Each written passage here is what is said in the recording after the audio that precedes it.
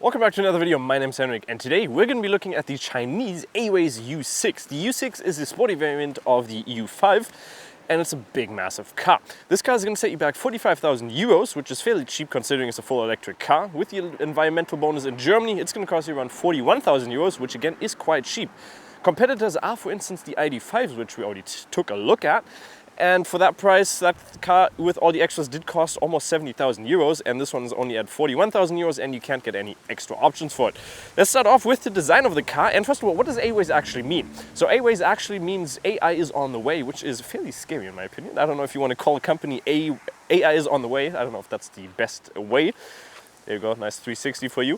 We're going to look at the front because the CV value on the car is actually fairly low. We have a 2.48, which is lower. For instance, we had the the Ford Mustang Mach-E, which had a 0.25, so a little bit lower. You can see that because we do have quite a good amount of aerodynamic touches on here. For instance, we have this like fake carbon fiber, which is hard plastic, but it has like this different aerodynamic touches here, which makes the airflow a little bit further down there, and also some, if I go from the side here, some real air takes on the side here. Just fairly aerodynamic car, and with all that, I do like this like fake carbon touches because we have it also on the back. We'll look at that in a second here. Some more wheel intakes on the bottom with our sensors down here. Camera for our full 360-degree camera, which is fairly nice. And also we have our lights, which integrated daytime running lights, full LED lights. So quite a good amount of lights in there, which looks pretty cool. And also some more fake down here. The engine in here that we have is going to be, well, full electric car. We have 218 horsepower with 315 or 15 Newton meter, and that's going to give us a Vmax of 160 kilometers an hour, and also get us from 0 to 100 in claimed 7 seconds. Let's actually see if we can reach that 7 seconds with the temperature being 10 degrees and also fairly close to being winter now. So let's see if we can reach that. So claimed is 7 seconds. We have turned off traction control and also our wonderful sport mode. We've turned that on, so let's go. No wheel spin or anything like that, and we are gonna get 7.19, so fairly close. We do have all-season we have all-season tires on here, so it's not going to be the best for 0 to 100, and it's also fairly cold outside, so you're not going to have that much grip, but 7.19 is actually fairly close. You also have quite a good amount of variant for the colors. For instance, we have the mint green color on here. You can choose between a couple of different colors, which are all not going to cost you anything extra, because basically everything on this car is how it is. There's no extra option on it. We have the 20-inch alloy, well, 20-inch wheels on here, which are all-season tires on here, so again, they're not going to be the greatest for braking. Well, maybe. We do have a claimed distance of around 37 meters. We're going to see if we can actually reach that with the braking distance on this. So let's see if we can get that. So let's see what we get from 100 down to 0. Boah, that's a lot more than it did on yours. Let's see what we got. That's the wrong one. That's the wrong one again. 37 meters, so exactly what is claimed. He did one previously where he got 34 meters, which is a lot better. So you are going to be able to get around that 34 to 37, maybe even better, maybe even worse. But we do have all-season weather tires on here, so if you have summer tires on here, you're definitely going to be able to get a better value, and it's also fairly cold. Let's also quickly take a look at the battery in here. So we do have a 63 kilowatts an hour battery, and you can actually use 60 of that. So if we double press on the button on here, that's also going to open. You can see we don't have a cover on here, which might be a little bit not that nice, because you can see there's actually some moisture building up down there, so it's not going to be the best. So a cover on there would have been very nice, because if moisture gets into that, it's not going to be the best thing. But you can charge this car, which is not that great, at 90 kilowatts, which is not that good. For instance, the ID.5 had 135, and it's also the 400 volt technology in here, or the architecture, so it's not going to be the best, because Aiways also says they are trying to innovate and be on top of their game, which we'll see if that's actually true. For instance, 90 kilowatts is not going to be the fastest charging speed. That's going to get it from 20 to around 80% in around 35 minutes, which is not bad. We did do a loading test. We'll do that here in a second. And let's also take a look at the consumption of the car. So we did do 0 to 100 tests, so the consumption has gone up exponentially. So we have driven this car now for a total of 200 kilometers. You can see 19.9. Claimed is around 15.9. Before we did our 0 to 100 test, we were actually at around 15.5, 15.9, around that range, which is fairly decent, and that was with 160 kilometers, now up to 20 kilowatts an hour and 200 kilometers. So we're currently at 56% with 194 kilometers left, so more than the claimed range of 400 kilometers. No, my math is completely off. if we're at 50%, it should say around 202 kilometers, but it doesn't say that. So you're not going to be able to reach that WLTP claimed range of 400 according to the system and with our range or consumption that we are currently at as well. So you're most likely going to be expecting around 350 kilometers of the real world range that you're going to be expecting from this car. So let's look at the loading curve, because this thing is very interesting and it kind of looks like my depot when it comes to my stocks, because this thing is just ridiculous. So this is right here is 0 kilowatts bar, and that thing went below it, so it basically deloaded itself. And you can see that thing is not a curve, that thing is, well, like I said, a stock market or whatever you want to call it. That thing is just ridiculous. The max speed we did get was 76.8 kilowatts. The max is 90, that is claimed. But it did actually only take us around 41 minutes to get from 18 up to 81%, and claimed from 20 to 80% is 35 minutes. So fairly close, considering we even went down to 5 kilowatts. Like that thing just, it spikes up to around 76 and then it goes down to 5. 76, 5. As you can see, 76, 5, 76, 5. Like, what is this? This has nothing to do with innovation and, well, that's what Aiways claims. I don't know what that is. And we do also have automatically foldable side mirrors, so you can see those are going to go in, and a camera down here again for the full 360-degree camera. If we also open up the car, we can have it by a keyless go, and that's going to go out just for some more aerodynamic touches, and you can again close it if you just hold it down there. We have all of it in black. We don't have any chrome touches on here, and we don't also have the rear windows blacked out. So tinted rear windows, we don't have that. And also some more hard plastic down here with this little interesting design with like these stripes going up. Doesn't look bad, also doesn't look great in my opinion. Further on, if we go to the back, we can definitely see we do have the sloped rear end of the car with a big panoramic window on the top. That's actually the biggest in the segment on the market, which is interesting, and that combines it with the big window on the back, which does not have a rear window wiper, so it looks a little bit more sleek. We also have this like black spoiler on here, glossy black, and these lights, which actually look really cool when they start up. Actually, let's see if we can get it on here now. Yeah, look at that.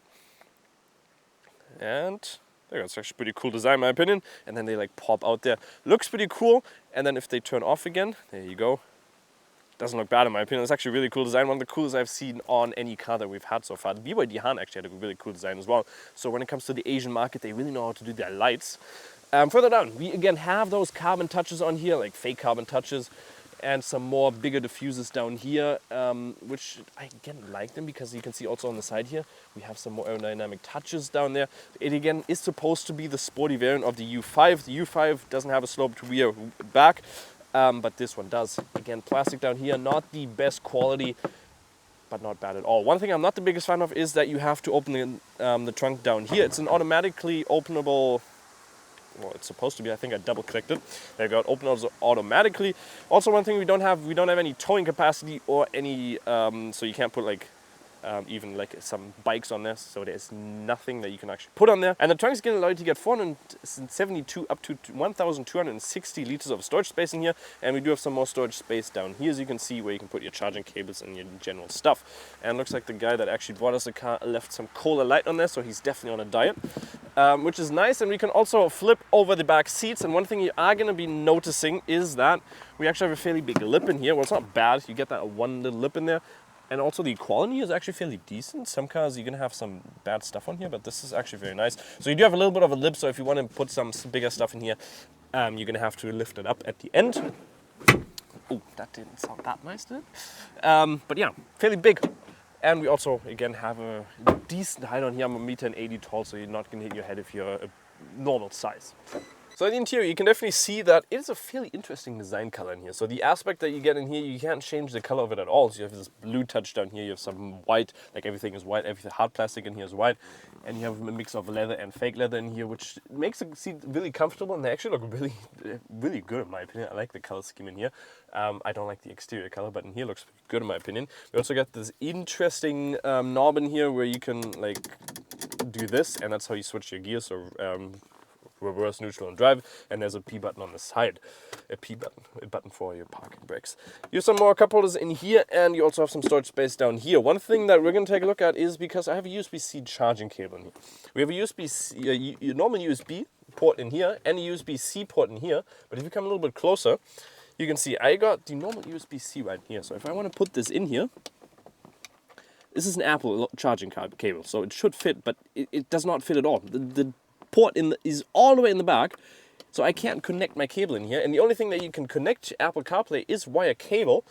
Or if you have Android Auto, you can connect it wirelessly, but I can't charge my cable on here. And if I put it into the wireless charging port, as soon as that thing moves a little bit, because it's also sloped a lot, it's going to stop charging, so it's not that nice. You have some more storage space down here, and you have some nice resting space on here with some good leather or fake leather on there, which is also pretty good. Infotainment display, it's Chinese or Asian, so it's not going to be the best when it comes to the technology that they use in here, which we're definitely going to take a look at once we're driving, because this thing's a little bit interesting. You also don't get a navigation system in there. You have to use it via smartphone to actually get a navigation display in there, or a navigation system, which is fairly interesting.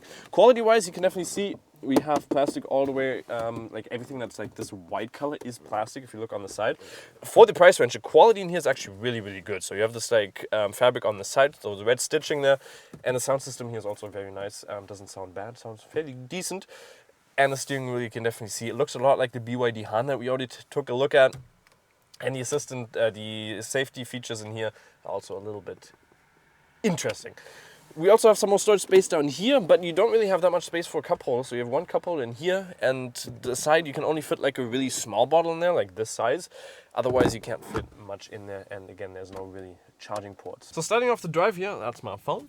Oh, whoa!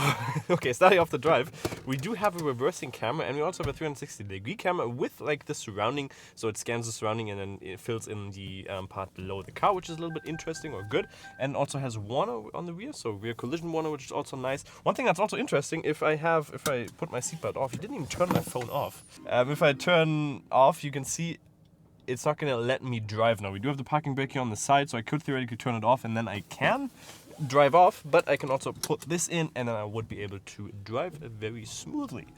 And there's a car coming that way, so we'll wait for a second. And you can also listen to the sound when now going back. It's fairly loud. And from the outside it's really loud, which might be a little bit irritating, but yeah. You can see it also switches to the front camera, which is nice. It does have quite a lot of assistant features, well, not quite a lot, but it has some. So we do have adaptive cruise control, we do also have lane assist, we do also have, well, it does show you also on here, we do have, like it scans the surroundings well from cars and stuff, it shows you everything, so that woman, for instance, is scanned right there. We do have like the steering assist mode as well, but for God knows why, I don't know how to turn it off. Every time I press it, when you press it, it's basically a speed limiter. You can see right there, speed limiter is activated. It's also an intelligent speed warner. But I don't know how to make it work. We've tried every single function, looked everywhere through the infotainment display. There is nowhere that I can see an option to turn it on, which is a little bit weird. Maybe they just used the wrong symbol there because it's supposed to have it, so cruise control, but it doesn't. On here you can see left side for your assistant, so you also have a limiter, you can change the adaptive cruise control, and you can also on the right side change everything in here. For instance, you can change this up to whatever button you want, so you can change between what modes you use for your Bluetooth or your radio, stuff like that, or AVM, that's what we have right now, which basically scans the surrounding for you every time you press it. If you, for instance, put the blinker on, it's going to show you that. That only works if you put the AVM on, otherwise it's not going to basically show you the surrounding camera once you blink. Otherwise, this feels fairly standard. Steering wheel also, I like the design of it, the blue and the white touches on here. It looks pretty cool. And when driving in the city, the engine with the sounds it makes is fairly loud. Well, it's a little bit irritating because from the outside it's really loud, and sometimes it does also get louder than some combustion engines. And if you're driving this really fast, so top speed of around 160, in here it is way louder than any combustion engine car that I've driven that isn't supposed to be a sports car, because this thing is not very well isolated from the surrounding when it comes to driving a little bit faster. And wind noises also, you can hear them quite well in here. The comfort in here is okay. The seats are very comfortable. I like them. They are also electrically operatable. You have heated seats in here as well, which is nice. You don't have ventilated seats, which would be a cool option, but for this price range you don't expect that as well. But you also get a suspension which is a little bit firm. It's not bad, but it's not the smoothest suspension. But it gets, if you drive over here, yeah, it's okay. It's not bad. It's not great. Surrounding view is also fairly decent, good side view, because we do have some very big rear side windows, as well as blind spot assistant on the side. The rear window is, because it's so slanted, it's not the best in there, but with the 360-degree camera, if you're going into the city, it is completely fine as well. And the lane keeping assistant here, we do have it turned off right now, but it is fairly annoying because you can see right here, it doesn't scan the best when it comes to the road, so it always a little bit jaggy. And then it always, if I'm going too far to the left, lane keeping assist just keeps warning you, which is really annoying, so definitely one thing you want to turn off. One thing I do like though, because we do have different modes in here, you can change it via this button in here, so if you press on, you can see we're in normal mode now. We can change into normal. We can change into Eco. It's just going to change recuperation, a little bit of the steering feel. And then we have Sport, which you already took a look at once with the 0 to 100 test and the brake test. And the feeling in here is just a little bit more heavy and just a little bit more direct as well, which is nice. And then if you also have a pedal drive, which is supposed to be one pedal drive, and you can feel the steering wheel is really, really light now. But this is not a full one pedal mode, so it doesn't actually let you fully slow down to 0 kilometers an hour. It's still, well, you're still going to have to brake manually. You can see custom mode is the nicest because the recuperation here just feels a little bit jaggy. It takes a little bit to start the recuperation, and sometimes also really harsh, so you can't really control it that nicely, and the braking is just a little bit interesting. You can see lane keeping assistant there keeping us in the center. But the other thing that's pretty cool is that it's also always going to keep that mode activated. As soon as you turn the car off, it's going to keep the mode activated and know, okay, you were in that mode, so we're going to keep it activated for the next drive. You can hear wind noise actually do pick up now quite nicely at around 70 kilometers an hour, so it is fairly loud in here. But with that sound system, it actually sounds fairly decent, so you are going to be isolated fairly decent with the sound system if you're listening to music, which doesn't work if you don't have, well, if you're using Apple CarPlay wirelessly, because it doesn't have it. And that cable connect doesn't work, so I can't use Apple Car Connect or Apple CarPlay. Apple. They keeps it up that way. Exactly, that's what you say. And there's some other quirks and features about the car. For instance, the radio is just going to show you frequency. You can see up there if you press on it, for instance, as well. If we press on it down here, you can see it's just going to show you frequency and doesn't actually show you the name of the radio station, which is a little bit unfortunate because you're going to have to remember the numbers. And like me, I'm not good at that. But other than that, you can, for instance, operate your stuff through here. You can have some settings. You actually have quite a lot of settings, but they're not that interesting. You can, for instance, go into the settings for your driver assist, and you can change all of them. Smart parking assist, actually, that's one thing that's pretty cool. These two buttons down here, you can press on them, but you're not allowed to use them in Germany because the automatic parking is not calibrated for the German market. So a little bit interesting on that side. So let's also go into the sport mode just to see how sporty the car is, because it is supposed to be a little bit more of a sporty car. The acceleration here feels fairly decent, so if you slow down a little bit, you can see the acceleration does kick up just like in any other electric car, and 350 Newton meters is quite a lot, so you can't complain about that. Quantum capabilities, because it is supposed to be a fairly aerodynamic car, but it's still a massive car weighing in at 1.8 tons. I mean, these are not the best cornering roads now. I mean, it stays firm to the corners. And it's fairly direct when it comes into the steering input going into the corners. I just want to see this one corner, how it handles through the next corner up there. That's the most interesting thing. Okay, not bad. Cornering capability is actually not bad. Doesn't slide a lot. I mean, that was very slow, 80. Not bad. So because the car is 4 meters and 80 long, you can definitely see we got lots of legroom in the middle here, in the back. You can see the seat is adjusted to me, so 1 meter and 80 or 5'11", and you can see I got plenty of room in here and also a good amount of foot room where there is. Okay, I'm totally making your iPad dirty right now, so I'm sorry about that. But again, just like in any other electric car or most electric cars, you're gonna have not that much of a thigh support in here because the bench in the back is just fairly low to the ground because of the battery down below. So you're gonna have to sit like this, but you're gonna have to do some mansplaining in there. And also in the center, you do not have a pass-through, but you do have 2 cup holders in here, and this is a big center console as well, so you can actually put your feet on there pretty nicely. Adjustable headrest, a big panoramic window, like I already said, the biggest in this segment in the market, which is really, really nice because that is also 99%, I think, like, what was it, 99% UV safety, whatever it's called, so a good amount. And we also have some more storage space in here. And one thing that, oh, what's this? Oh, nice little notebook. Electric state of mind. Okay, but one thing I did already notice, which I haven't seen on any other cars, you actually have some more like storage space on the side. So you could, for instance, put something down there, which is interesting. I've never seen that before. And we also have some bigger cup holders there on the side compared to the front. But one thing I'm not a big fan of is that we don't have any like charging ports in the back. So we have a total of 2 charging ports, a USB and a USB-C, but nothing in the back here. You have a climate control in the back, but it's not adjustable, so you can't adjust your temperature, but you really don't have anywhere you can charge your phone, which is a little bit unfortunate. So that's my final verdict on the Aiways U6. Well, it's supposed to be the sporty variant of the U5, and it has a lot of couple features, that's impressive, a lot of features that are fairly interesting, and for the price range, you really can't complain, considering an ID.5, for instance, is going to set you back almost 70,000 euros. But again, technology in here, Chinese technology, Asian technology, is just nothing compared to the European technology. And loading speed in here also needs a lot of work, so you're going to get a lot of extras when it comes to, for instance, an ID.5.